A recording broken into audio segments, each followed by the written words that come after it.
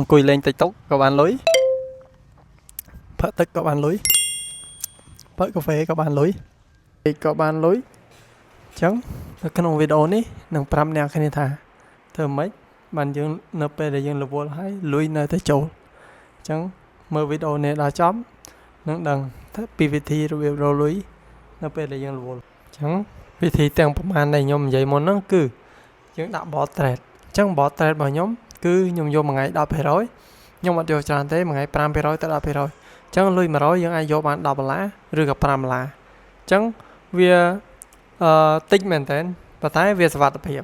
យល់ទេអ្នកគ្នាអញ្ចឹងតាម 5% គឺទៅបែរតែម្ដងអញ្ចឹងអ្នកគ្នាចង់ដាក់ bot អាចឆាតមកបានហើយ bot របស់ខ្ញុំក៏មានការបញ្ចុះតម្លៃខ្ញុំនឹង update version តាមនឹងទៀតអញ្ចឹង bot នេះ version ក្រោយខ្ញុំនឹងបន្ថែមមុខងារមួយចំនួនទៀតដើម្បីឲ្យងាយស្រួលជាងមុនហើយដើម្បីសុវត្ថិភាពជាងមុនយល់ទេអ្នកគ្នាអញ្ចឹង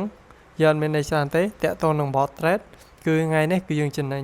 មួយចំនួនដែរ8រៀលដែរអញ្ចឹងនៅខ្វះតែប្រហែលរៀលទៀតទេគឺយើងគ្រប់ target តែម្ដងបាទអញ្ចឹងអ្នកគ្នាចង់ដាក់ bot កុំភ្លេចឆាតមកអ្នកគ្នាដែលមិនទាន់មាន account ដែលទទួលបាន rebate ត្រឡប់ទៅវិញ$2រហូតដល់$5អ្នកគ្នាឆាតមកខ្ញុំនឹងតម្លាក់ link ឲ្យដើម្បីបង្កើត account ទទួលបាន rebate ត្រឡប់ទៅវិញជួបគ្នាវីដេអូក្រោយបាយបាយ